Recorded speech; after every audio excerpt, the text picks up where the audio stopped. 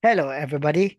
This time, pag-uusapan natin ano naman yung step 6 ng discharge permit application via online permitting and monitoring system.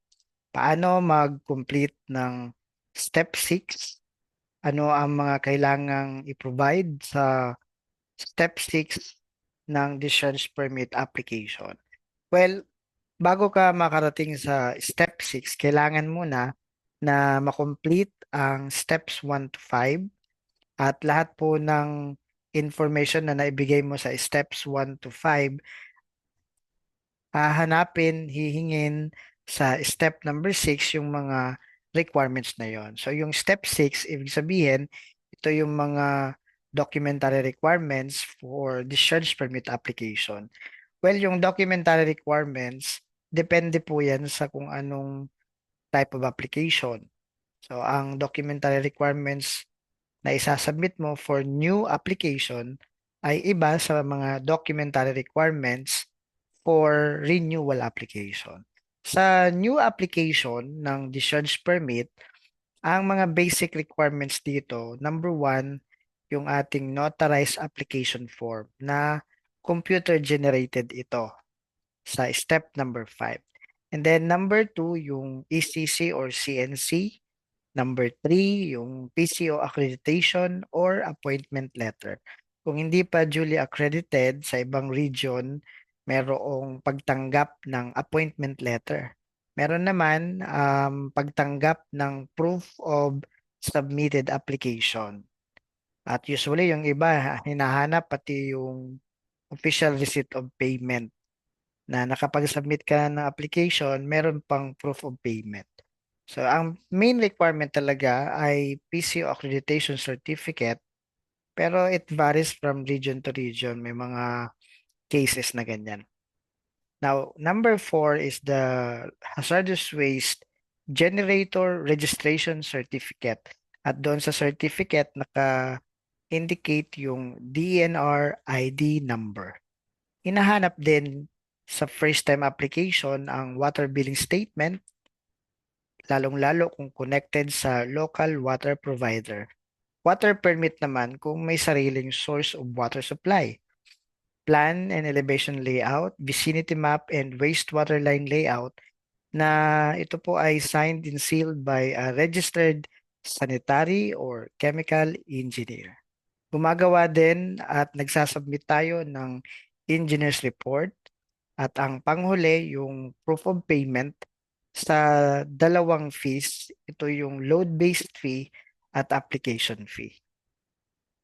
So ito yung mga example ng mga requirements.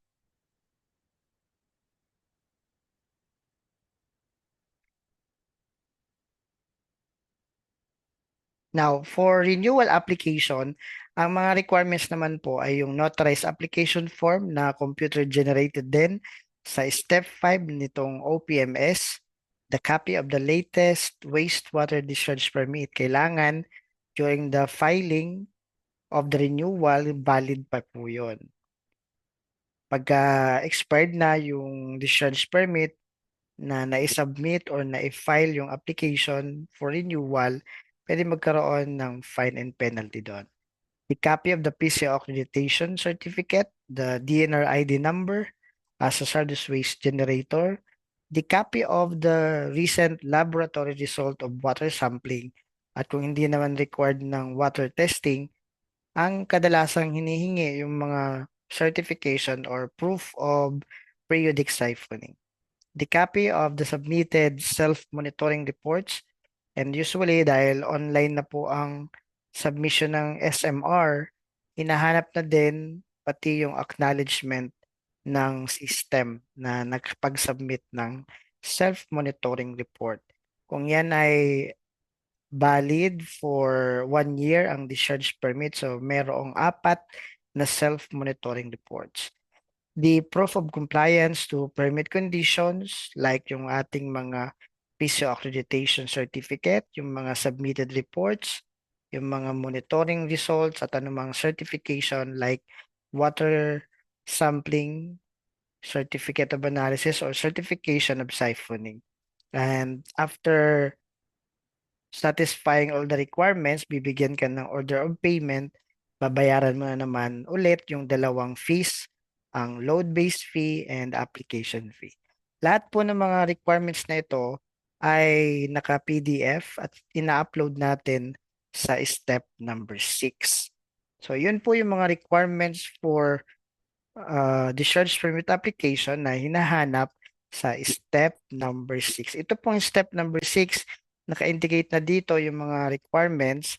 We just select the file, we upload the file to the system, at once na lahat ng boxes na to may check na, pwede na nating i-finalize ang application and then submit. So that's step 6. At yan po ang pag-apply ng discharge permit mula steps 1 hanggang step 6.